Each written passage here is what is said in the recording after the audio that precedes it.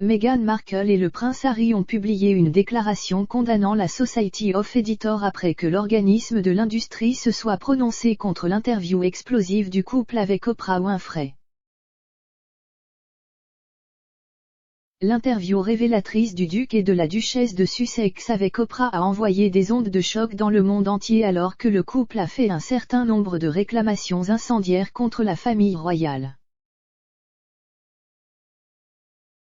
Mais la Society of Editors, un groupe britannique luttant pour la liberté des médias, n'a pas tardé à condamner Meghan et Harry pour avoir qualifié la presse britannique de « fanatique » au cours de l'interview de 2 heures. La longue déclaration de l'organisme de l'industrie a nié l'existence du racisme et a déclenché une énorme réaction parmi les journalistes. La fureur entourant la réponse a par la suite incité le directeur exécutif de la société à se lever maintenant. Maintenant, près de 5 mois après le différend, Meghan et Harry ont publié une déclaration sur leur site web Archewell discutant de la question. Sous le titre Archewell reconnaît la coalition de journalistes britanniques appelant au changement, le couple a déclaré être un fier soutien à la diversité journalistique. Ils ont ajouté, pour ces raisons, nous cherchons à sensibiliser une coalition de journalistes britanniques appelant à des initiatives plus fortes pour lutter contre la sous-représentation, les inégalités et le sectarisme racial qui persistent encore dans cette industrie importante. L'interview de Meghan et Harry avec Oprah a été diffusée au Royaume-Uni le 8 mars et a vu le couple décrire les tabloïds britanniques comme « fanatiques », ce qui crée un « environnement toxique » de « contrôle et de peur ».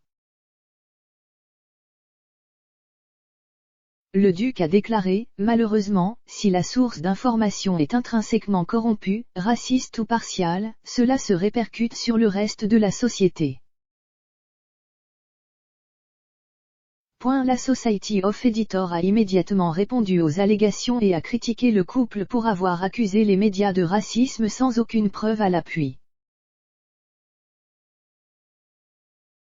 L'organisme a déclaré que les médias ne sont pas fanatiques et demandent des comptes aux riches et puissants.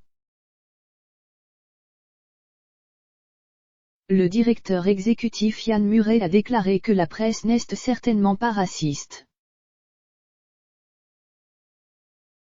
Mais sa réponse intransigeante a provoqué une énorme réaction, certains membres condamnant également la déclaration.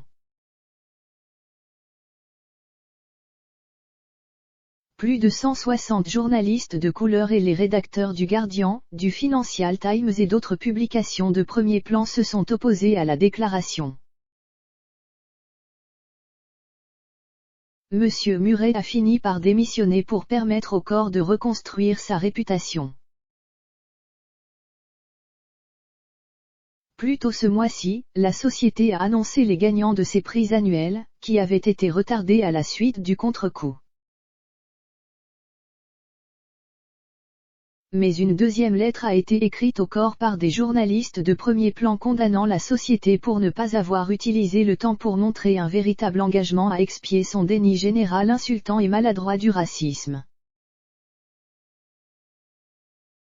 La lettre, écrite le 20 juillet, a été partagée sur le site web d'Archewell. Il se lit comme suit: les initiatives de la société en matière de diversité sont les bienvenues mais insuffisantes. Il n'a pas le pouvoir de résoudre les problèmes de longue date d'inégalité et de manque de couverture à l'échelle de l'industrie.